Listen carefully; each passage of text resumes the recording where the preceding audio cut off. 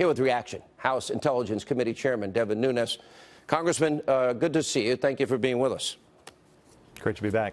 I am a bit stunned at the Schiff memo, and I guess there's a reason that many in the liberal media aren't covering it, because it corroborates so much of what you said.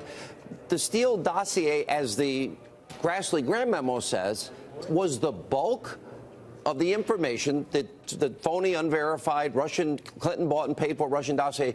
That was the bulk of the FISA warrant. That's now on the record, correct? Yeah, that is the case. And not only that, it is basically the bulk of the entire investigation. It's what the Democrats have used over and over again. They've always went back to Carter Page. It wasn't until a couple weeks ago that they started to distance themselves from the dossier, which was their information that they paid for. All right. And what's so important to me is, so Hillary, she's bought and paid for, her and the DNC, then it's used as the basis for a FISA warrant. But here's what's not addressed by Adam Schiff, and he loves television. I mean, he's literally auditioning daily to be an MSNBC contributor.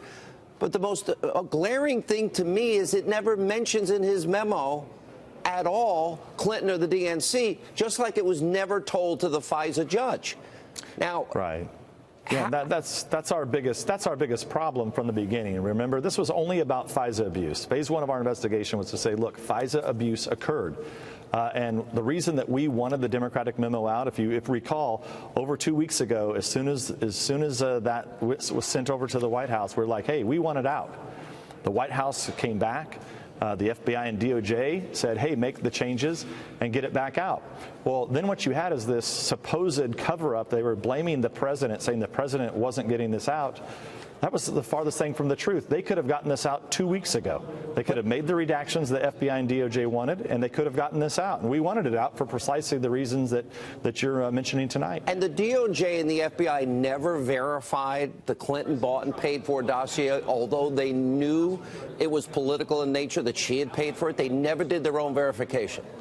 Well, I think that's what's even more telling about the Democratic memo that we like, is that they actually say in there in the footnote, and they give you the verbatim, they go out of their way to actually say how this was used, how it was political, but then they don't say specifically who paid for it, which we can't, and we just can't have a FISA court. We can't have our intelligence agencies and our intelligence capabilities used to target one political party against another, and that's what happened here. Isn't that lying by omission, sir?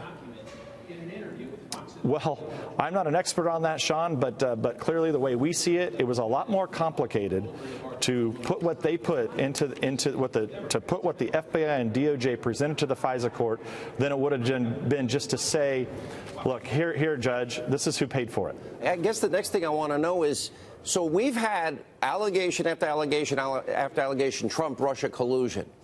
Is there any evidence to date of any Trump-Russia collusion of any kind that you or anybody on your committee or anybody in the FBI or Department of Justice or Robert Mueller's investigation has come up with that you have seen? Not that I've seen. And the only collusion that I continue to say that I have seen and we have proof of is that the Democrats hired a British agent, former British agent, who went to supposed Russians to get dirt on the Trump campaign. I mean, it is collusion. It's clear collusion, and nobody's investigating it, and nobody's talking about it. Are crimes, in your view, committed here in terms of the FISA application, the role of high-ranking, not rank and file, high-ranking FBI, DOJ, intelligence people? And what does it say about this whole year plus that this country has been consumed with an investigation that apparently has no evidence whatsoever? Should it go away? Well, look, I think there's a variety of crimes that you'd have to look at. You have conspiracy would be the largest. It's also the hardest to prove. You have lying and misleading Congress. You have the court that could actually do something if they feel like they were lied to. But the bigger problem here, I think, over all of this, just FISA abuse specifically, is I just think the American public reject the idea that you can use a secret court, take political dirt from one party and use it against another. I think all Americans can agree with that. Didn't Glenn Simpson also admit in testimony that, in fact, he never corroborated, he never verified, and at times, I believe it might have been the Senate, maybe not your committee, but I believe he also admitted that they had coordinated in terms of media outreach to get out information that was never verified, that was Clinton bought and paid for, that was connected to Russia? Well, look, you have to assume, I mean, you know that Glenn Simpson and Steele were meeting with numerous reporters. And maybe this is why when I say the media is dead, maybe they're embarrassed, right? Because so many of them were briefed. Maybe they can't actually write about it because the emperor would have no clothes, right? It would be the height of hypocrisy if some of these reporters would come out and say, well, yeah, we were actually briefed on this dossier way back when.